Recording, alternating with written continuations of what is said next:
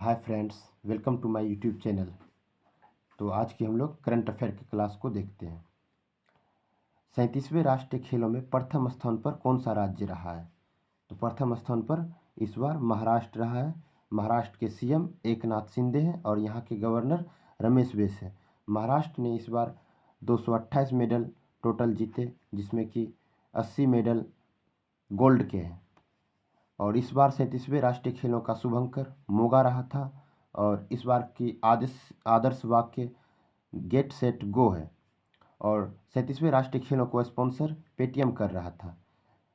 Next 38वें राष्ट्रीय खेल उत्तराखंड में होगा और इस बार गोवा में हो रहा था। क्वेश्चन नंबर सेकेंड देखते हैं। हाल ही में कृषि समाचार निगरानी के लिए लॉन्च किया गया भारत का पहला एआई समाधान का नाम क्या है? तो कृषि 24/7 है। इसे कृषि व कल्याण विभाग ने बनाया है। इसका काम है कृषि संबंधित न्यूज को देना, जानकारी को देना, जैसे कौन सी भूमि में कौन से फसल को लगाना है उसके बारे में। एआई से संबंधित कुछ महत्वपूर्ण तथ्य को देख लेते हैं। उसके बाद हाल ही में भारत में विश्व के पहले एआई संचालित एंटी ड्रोन सिस्टम को लॉन्च किया, तो उसका नाम क्या है? तो भारत के द्वारा एआई संचालित एंटी ड्रोन इंद्रजाल नाम है उसका। खुफिया जानकारी एकत्रित करने के लिए एआई आधारित ओरोन विमान किसने लॉन्च किया? तो इजराइल ने लॉन्च किया इसको। अक्टूबर 2023 में ग्लोबल इंडिया एआई 2023 समिट कहाँ हुआ? तो इंडिया में हुआ। भारत का पहला एआई स्कूल कहाँ खुला? तो केरल के तिरुवनंतपुरम में एआई संचालित स्कूल खुला है और उस स्कूल का नाम है शांतिगिरी विद्या भवन। जस्ट आस्क नाम से एआई चैटबॉट किसने लॉन्च किया?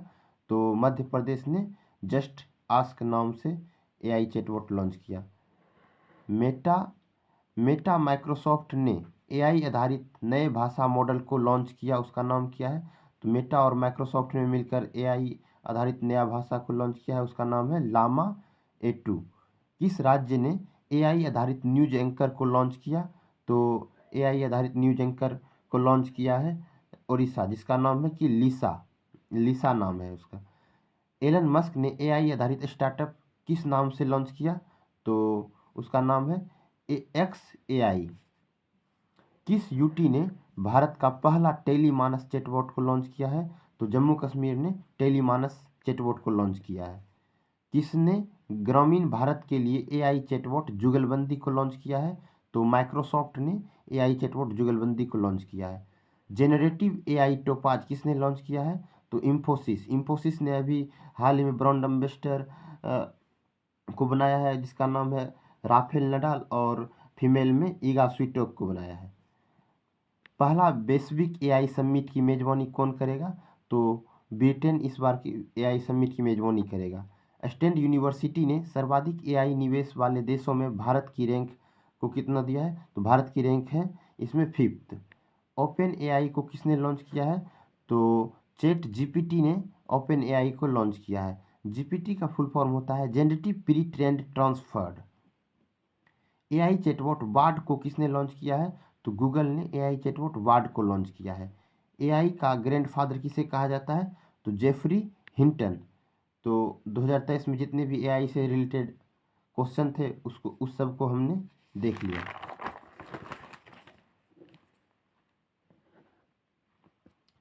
नेक्स्ट क्वेश्चन देखते हैं। हाल ही में चर्चा में रहा क्लिउचेवोव स्काई ज्वालामुखी किस देश से संबंधित है? तो रूस से संबंधित है। रूस की कैपिटल है मॉस्को।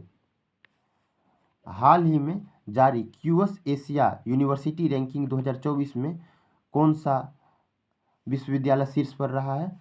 तो पेकिंग यूनिवर्सिटी चाइना का शीर्ष पर रहा है। इंडिया का पूछेगा तो इंडिया का 40वें स्थान पर रहा है। मुंबई आईआईटी मुंबई 40 स्थान पर है। क्यूएस का फुल फॉर्म होता है क्वेक क्वेरी सेमेंट्स। हाल ही में AMFI association of mutual funds India के CEO कौन बने हैं? तो इसका आंसर होगा वेंकट नागेश्वरन चसलानी को AMFI का CEO बनाया गया है।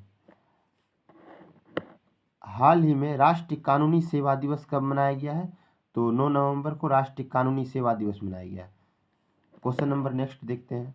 अर्थशॉट पुरस्कार 2023 किस भारतीय नवाचार को मिला है?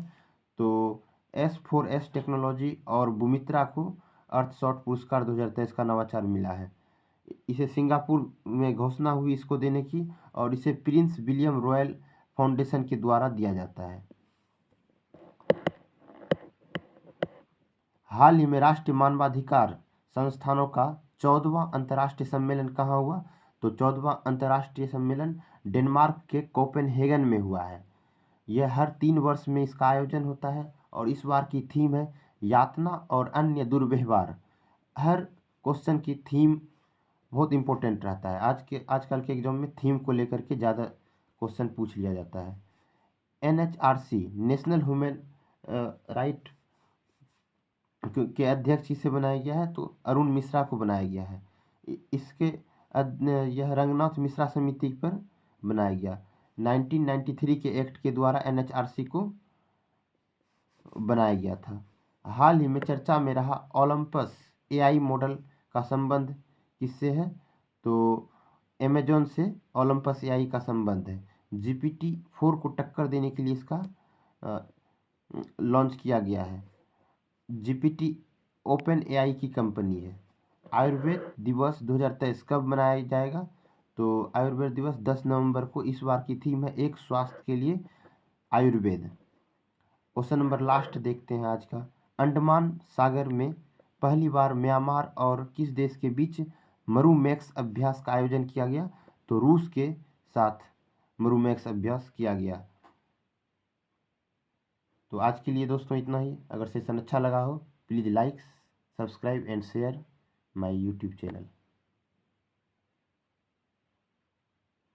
ओहो।